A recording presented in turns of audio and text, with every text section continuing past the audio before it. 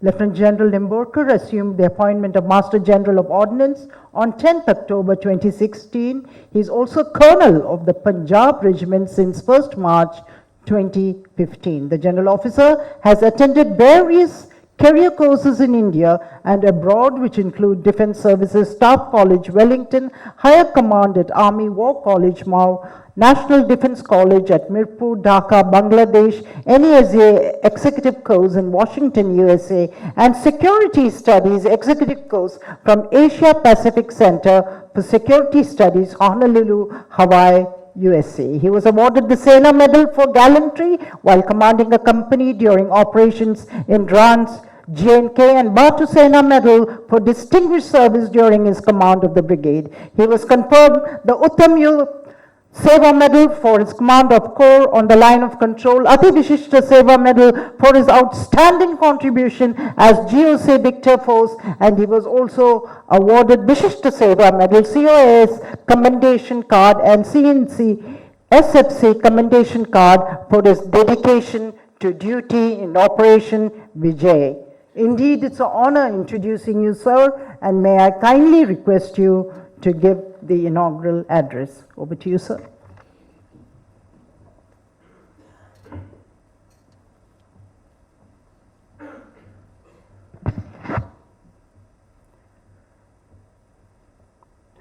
Mr. Bajpai, Chairman, Ordnance Factory Board, Shri Baba Kalyani, Shri Aditya Vij,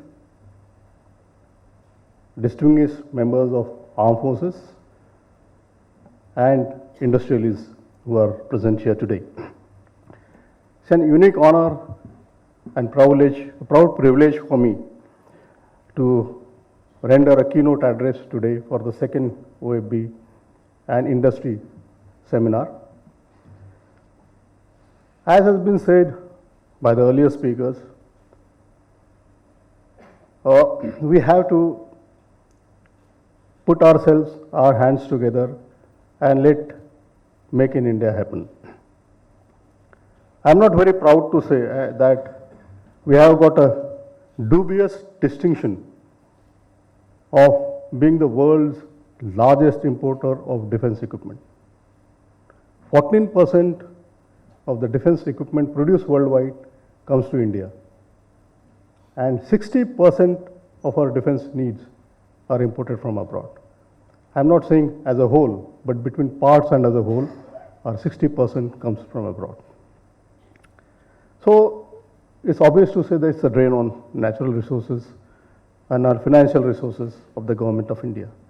And therefore, as our PM has given us a vision that we must make in India, and therefore we started earnestly on this path. And OFB have taken a lead in this aspect. However, in spite of that happening, we have not seen very tangible results on the ground, notwithstanding what the example Sri Bajpai has given. They are happening and far few between. But as a whole, the growing of the industrial base, where we want an ecosystem of, say, MSMEs to come and get integrated with us, probably so far it has not happened. As regards the L1, which was just mentioned by Sri Baba Kalyani, we are plagued with this system. And unless we change it, probably this is likely to stay for some time. But I also want to say that last year we started with the program of Make in India for ammunition. There are 8 categories of ammunitions which we have taken for Make in India project. There, of course, we started with this system called L1T1. It is not only L1, but it will be firstly seen whether it is technically capable. And then when they pass the gate, we will go on to the L1 system. So hopefully we have made a start. Second thing was that as far as Army is concerned, as regards to indigenization, what we should do, we is to give to the industry or MSMEs a thing like washer, nuts and bolts, so that actually no indigenization. So last year in the end, what I said that we should take the entire subsystem or a system, and we have started this with the A vehicles, and there are a number of players who have come in this, and I am quite certain this is going to succeed. So with this, we will not only mechanical things, we will also go into optronics, we are going to electronics, we are going to electricals. So the whole system will be indigenized. And therefore then number of you people will also get integrated with us. Now as far as my branch is concerned, as a MGO, as has been said, we are the largest customer of ordnance factories. And I just want to tell you the figures that out of the last year's 10,052 crores of budget which the MGO had,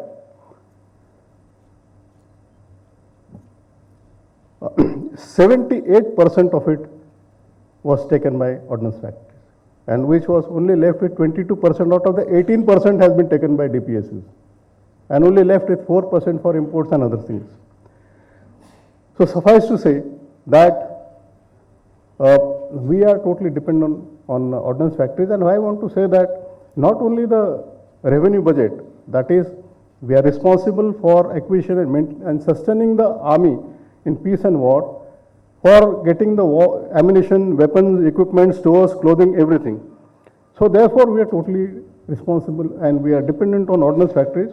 Not only this, as far as capital budget is concerned, that means acquiring for the first time, 88% of that goes to the ordnance factories. So this I wanted to mention to you that how important it is for you to get integrated with the ordnance factories.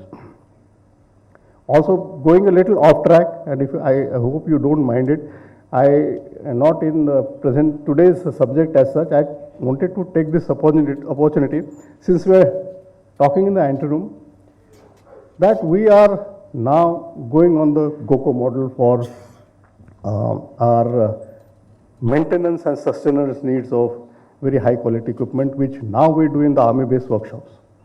I want you to again study the system. We are in the nascent stage of it. We are going to the CII, FICI and telling them that those industrialists want to take up this model, they are most welcome. It is a win-win situation for us and for them as well. Just to say that it will generate the businesses around 8,000-9,000 crores, maybe approximately, and the sustained and the guaranteed orders for about 8 to 10 years will be there. I don't think such a kind of model is there anywhere in the world. And I have at least done a little bit of calculation. I found that it is both of us will gain by it. This model was followed in 1936 by the United States. They continued with for some time, but it was not the model which we are thinking of. It is discontinued in the Second World War. Now again they have gone back to the model, and little variance from it. The NATO countries also following this kind of a model, which will be beneficial to us. And having said that, going on to the subject again, our defense production, as was brought out, is through 41 ordnance factories, and as has been said, they are doing a good job, because when nobody was there, they were the ones who supported us. As I said, even through all the wars, through Kargil war, they supported us. But we found that whenever the need arises and we are in a tight corner, when we are at the mercy of the foreign vendors, they really squeeze us. And I was there personally, the post Uri, when after my commanding a corps, I came as a MGO, and we are running around from pillar to post to get the ammunition and equipment. There are certain foreign vendors, if you say in Hindi, lena hai to le lo, nahi lena hai to bhag. So that kind of thing, then we started realizing, should we be in such a situation again? So therefore, it's up to you to get engaged, increase your capability, and strengthen our hands along with the OFB. Because as you said, the entire budget goes to them. OFB also has been now strengthened, that earlier they had a problem of creating new vendors. But now they have a rule that 50% of the business, they can go to the new vendors. I think they should now go to about 80-20. 80 should be the new and 20 should be the old.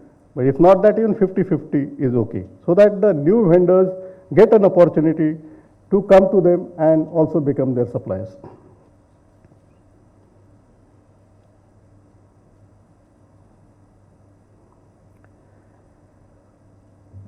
I have gone through a little bit of research on the internet. I found that in the next decade or so, our defense market will be around $100 billion, total combined together. So therefore, it gives the size of our market which is going to be available for this.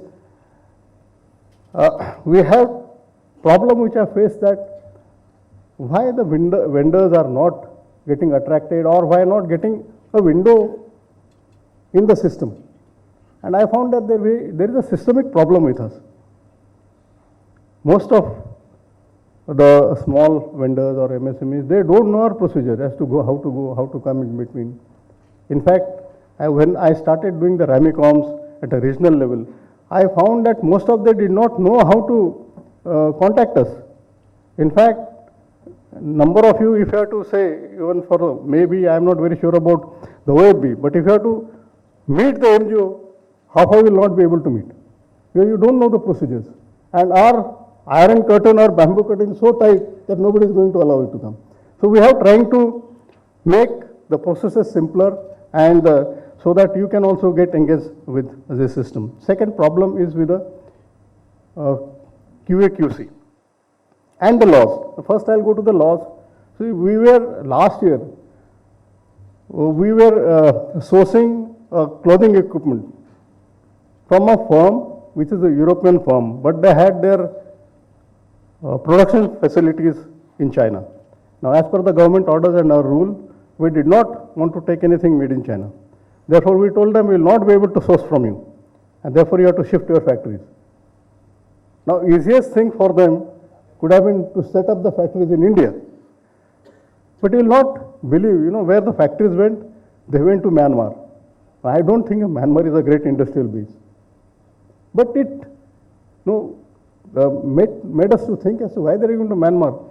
And there is no great rocket science involved. It is probably because of our laws and various issues involved with it. So they don't want to come to it. So I don't think it is very investor friendly. And therefore it is the groups and institutions like you, CII, FICCI, and to impress and get this rule changed so that it becomes very user friendly and they can set up the factories also here.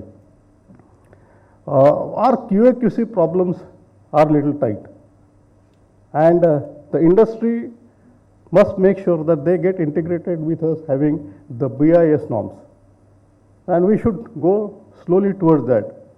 As far as the army is concerned, now we are having the archaic QA/QC procedures. And why I said archaic was, see, for example, today if I as an MGO have to buy a lock, a simple thing like lock, I can't go to Harrison or Godrej, one of the best in the market. I have to go to the Aligarh, where because there are QA assessed with it, the QR of that lock. I don't find anything great in having anybody can make a lock. But no, I had to go through because that is mandated.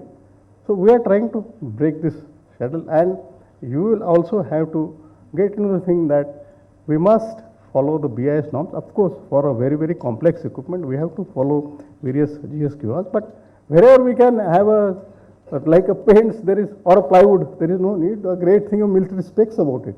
So that we will, on our part, we will change, and of course, on your part, as I say, you will have to get onto the BIS specifications. I am quite certain this seminar will be a catalyst for development of close ties between you and the ordnance factories, and therefore indirectly with us.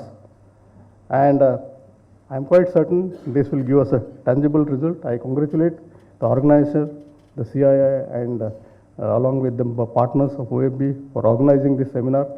And I only hope that this thing should not only be restricted to the seminar. The outcome should get translated into a real thing on the ground, that many of you come and get integrated in a system. Jai Hind.